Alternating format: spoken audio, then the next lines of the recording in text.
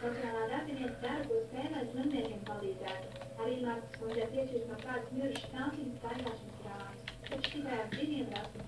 Vājiem cilvēkam tādu patātu nav bez spēka. Tad mums tā viens māks ir ceļo pilsūdienas, kas tagad rudens pusē būs, bet, varāsim redzēt, ka rudens ir problēma. Es uzskatu, ka tagad pārvietojoties ar ķirlītiem, mums ir panākt vēl vairāk bojās. Staigāšanas rāmi cenu tirgu ir līdz 20 latiem iedādājot, ka Europoru jārēķinās vismaz ar 40 tīkiem. Tieši tādēļ līdz vienu no šiem valsts līdzekļiem rindā visā valstī pārnot 20 līdz 450 cilvēkiem. Viens ir visiem valsts apmaksāt, kas ir palīdzības. Uz rūpniecis ir zarākās vienas no cilvēkiem, kurās ir 450 cilvēku apklāj, un uz Europoriem ir 270 cilvēku.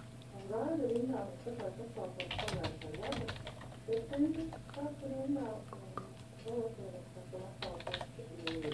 Centra speciālistiem min, ka Martas kundzei Ziemassvētku kurš varētu cienāt gaidīties kārtas zonos un atliekam nedaudz pagaidīt.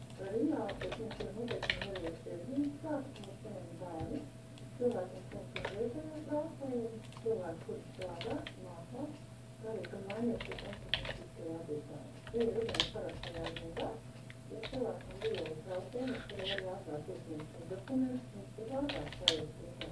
Es tāpēc mums ir 15. Taču līdz tam atliekam cilvēku ķirlīti nesagaidot no valsts palīdzību roku. Zemos avianetām ir celtas galvas. Jā, un izrādās, ka šī nav vienīgā palīga ierīce uz to cilvēku ar veselības problēmām gaida rindā, lai tikai kaut nedaudz uzlabotu savu dzīves apstākļus slimniekiem, piemēram, lai saņemtu specializētos apkalpes rindā, jāgaida patās sotas kā. Jā, skaties, no kuras puses dzīves situācija, tā, ko nevar nosaukt, un tādā ziņā par normālu. Arī risinājumu īsti neviens necenšas meklēt, tik vienkārši rada galvu un piekrīt, ka šāda problēma pastāv. Tad, ja kāds no šiem ierēģiem, kur uzdevums būtu atrisināt radušos problēmu, pats nonāktu Martas kundzes lomā, es pieļauju, ka tā uzreiz problēma atrisinātos. Jā, bet tas nav viss, jo mums šovakar jāpastāst arī par to, ka asinsspiediena mērītājs gandrīz kā pāriedien mūsu skatītāju intu.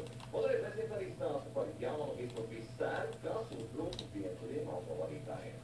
Jau pēc īsta brīža Tautas arī saldētēdienas telefonu konkursu, kurā lieliskas balvas sākot ar izklaidēm, Jāņas tik bez kontaktām, beidzot ar sportošanu un pārtīgu izdziedāšanos visai ģimenei. Balvas jūs gaida savukārt mēģināt jūsu fanu un pareizu atbildi. Tas viss pēc brīža.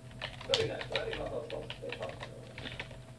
Asinsspiediena mērītājs šokē rīcinieki intu. Sievieti brāļēta mērītāja dēļ sadara spēcīgas iedarbības zāles. Ja viņi nedēļas pie aparāta, visi dažties saka, neticiet šiem elektroniskajiem aparātiem, ticiet tikai un vienīgi mehānismiem. Tad kāpēc viņus tirgo? Kāpēc?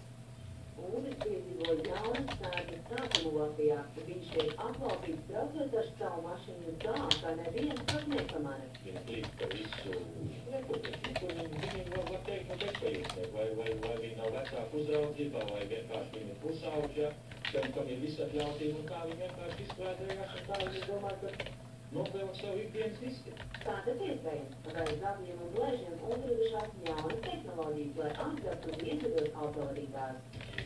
Paldies par uzmanību!